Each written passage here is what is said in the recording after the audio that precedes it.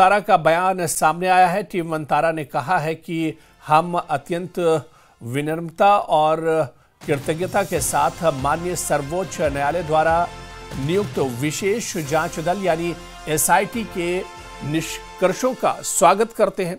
SIT की report और माननीय सर्वोच्च न्यायालय के आदेश ने स्पष्ट कर दिया है कि वनतारा के पशु कल्याण मिशन के विरुद्ध उठाए गए संदेह और आरोप निराधार थे।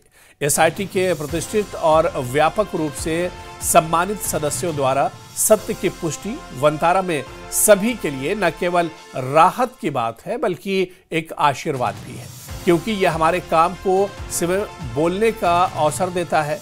एसआईटी के निष्कर्ष और सर्वोच्च न्यायालय का आदेश हमें उन लोगों की सेवा करते रहने के लिए और भी शक्ति और प्रोत्साहन देते हैं जो खुद अपनी बात नहीं कह सकते।